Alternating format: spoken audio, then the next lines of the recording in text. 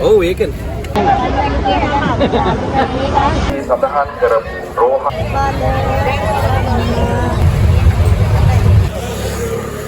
අද මම ඔයාලත් එක්ක බෙදා ගන්න ආවේ මගේ travel vlog එකක් නන් නෙවෙයි. අපි උතුම් දළදා වහන්සේව වඳ පුදාගත්ත විදිය ඔයාලත් එක්ක බෙදා ගන්න තමයි මේ vlog එක අරන් ඉන්නේ. ඉතින් අවුරුදු 16කට පස්සේ ලැබුණ මේ උතුම් අවස්ථාව මග අරගන්න අපිට නම් හිතුනේ නෑ. අපි උදේම බස් එක නැගලා පාන්දර 3 විතර වෙද්දි නුවරට ගියා. අපි තෝරගත්තේ ඩී.එස්. සේනානායක වීදිය. ඒ වෙන විටත් ඩී.එස්. සේනානායක වීදියේ මෙන්න මේ විදිහට තමයි සෙනඟ පිරලා හිටියේ. කටුගස්තට ෂෙඩ් එක හරියට යනකම්ම පොලිම දෙකට තිබුණා. අපි ගියා පොලිමේ කෙළවර හොයාගෙන. වීදි පුරා මේ විදිහට වන්දනාකරුවන් රැය පහන් කරන්නේ ඉතා උතුම් අරමුණක් ඇතිව. තප්පරයකට අඩු කාලයකදී වුවත් මේ සියසින් දන්ත ධාතුන් වහන්සේ දැක වැඳ පුදා ගන්න තමා මේ හැමෝම උත්සාහ කරන්නේ. ඉතින් මේ කාටවත් අසාධාරණයක් නොවන විදිහට තමා අපි පොලිමේ කෙළවරම හොයාගෙන ගියේ. කටුගස්තට වීදිය වගේම තව අම්පිටිය පැත්තෙනුත් පෝලෙම් දෙකක් තියෙනවා දන්ත ධාතුන් වහන්සේ වැඳ පුදාගෙන යන සදහැවතුන් සඳහා. ඉතින් කටුගස්තට ෂෙඩ් එකක් පහු කරගෙනම මේ වෙද්දි සදහැවතුන් පෝලෙම් ගහලා හිටියා.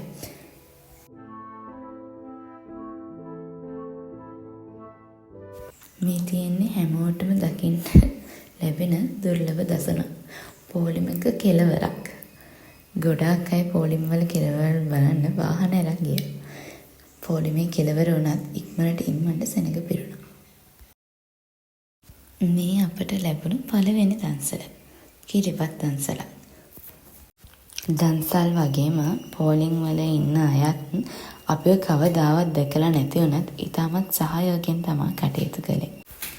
එළිය වැටිගෙන එද්දි පොලිමේ කෙළවර අපිට පේන්නේ නැති තරම්ම පිටිපස්සට ඇදලා තිබුණා.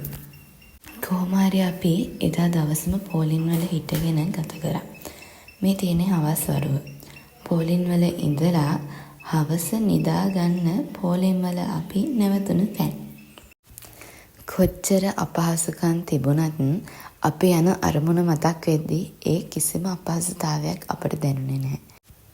උදේ ඉඳන් එක විදිහේ දන්සල් වන්දනා කරගන්න අපට පුළුවන් වුණා. ඉතින් රැයට තමා අපිට ඉස්සෙල්ලාම පත් දන්සලක් හම්බුනේ. අපි මේ දන්ත ධාතුන් වහන්සේ වන්දනා කරන්න ගිය ගමනේදී අපේ හිතට තදින්ම දැනුණ තැනක් තමා මේක. අපේම ඉස්ලාම් සහෝදරයෝ ඇත්තටම මේ වන්දනා කරුවන්ට කරපු උපකාර වචන වලින් කියන්න බෑ. ඒගොල්ලන්ගේ පූජනීය ස්ථානයක් වෙන පල්ලියේ හැම ශනීය පාරක්ෂක පහසුකමක්ම අපට සලසලා දුන්නා. ඒ වගේම තමා රැය පහන් වන වන්දනාකරුවන්ට කෝපි, බත්, පාන් මේ වගේ දන්සල් පවා දෙන්න ඒගොල්ලෝ කටයුතු කරා. ඇත්තටම ලාංකික කියන හැඟීම මෙන්න මේ තැන්වලදී අපිට දැනුණා. ඒ වගේම හැම වන්දනාකරුවෙක්ම ඒ ගැන කතා කරේ හරි සතුටින්. වීඩියෝ එකේ තියෙන එක පල්ලියක් වුණාට හැම පල්ලියකින්ම මේ විදිහට ඒ කටයුතු සංවිධානය කරලා තිබුණා. ඉතින් වීඩියෝ එක කවුරු හරි බලනවා නම් ඇත්තටම ගොඩාක් පින් ඒ කරපු දක්වපු සහයෝගයට.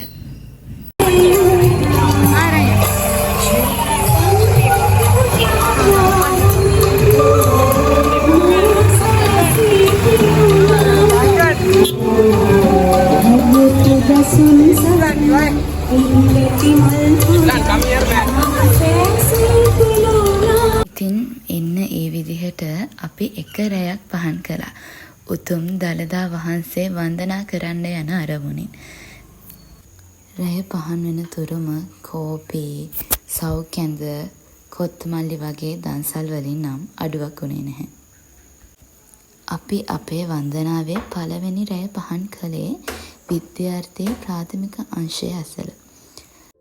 ජංගම වැසිකිලි ඒ වෙන විටත් ඒ හරිය සවිකර තිබුණත් ඒවා පාවිච්චි කරන්න තරම් සුදුසු තත්ත්වයක තිබුණේ නැහැ.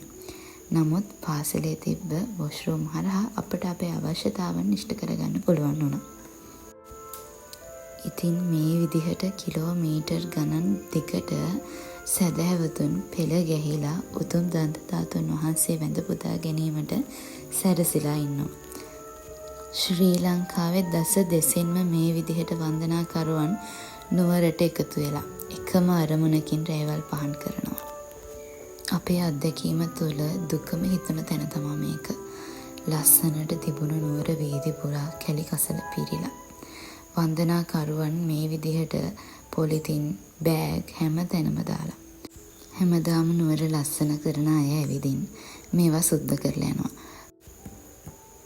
දන්සල් වලින් නම් මේ ගමන කිසිම අඩුවක් තිබුණේ නැහැ.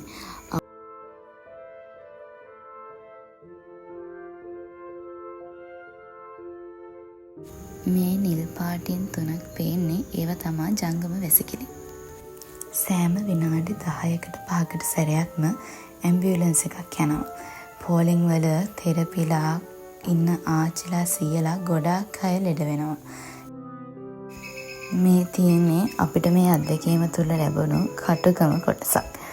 මහා වැසි ඇද හැරුණා එක පාරටම මහනුවරට.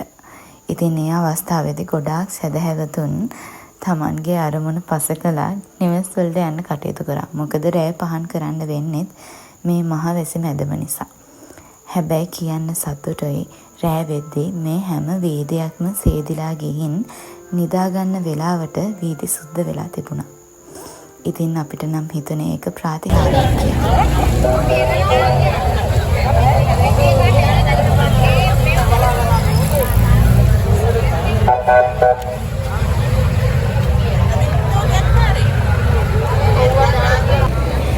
දිගටම යන්න නේ අම්මා.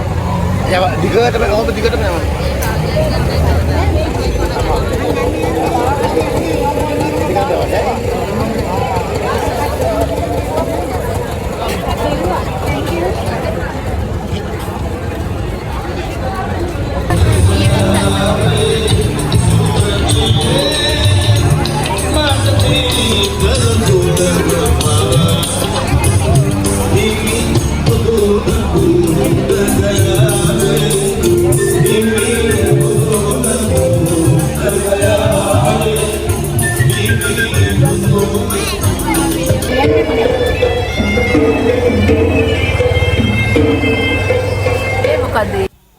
ඉතින් දෙවැනි රාත්‍රියත් අපි ඒ විදිහට නුවර ගත කළා.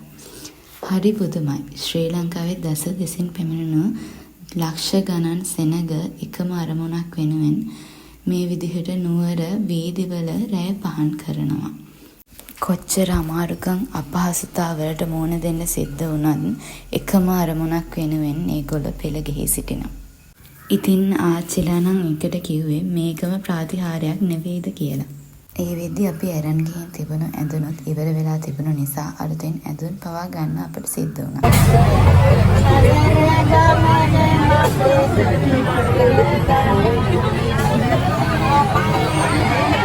දැඩි අවුවක වුණත් වන්දනාකරුවන් හැමෝම තුළින් මේ විදිහට දළදා වහන්සේගේ කවි ගායනා හෙන්න.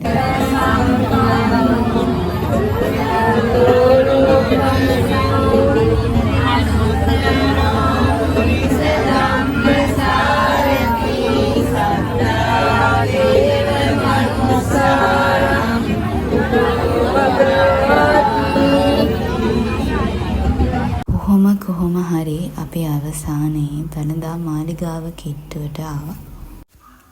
පෝලිම් වලදී අපේ ඇඟේ තිබ්බ තෙහෙට්ටුව අපේ ශරීරයට දැනුණු අපහසුකම් කිසිම දෙයක් දැනුනේ නැහැ. දළදා මාලිගාව පරීක්ෂයට ඇතුළු වුණාම ඒ වෙලාවේ හිතට ඇත්තටම දැනුනේ සැනසෙල්ලක් විතරයි.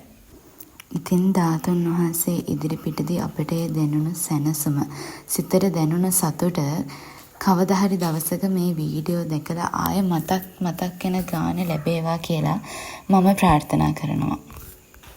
මේ උතුම් වන්දනා ගමන සඳහා නන් අයුරින් උපකාර කර හැමෝටම ගොඩාක් ස්තුතියි.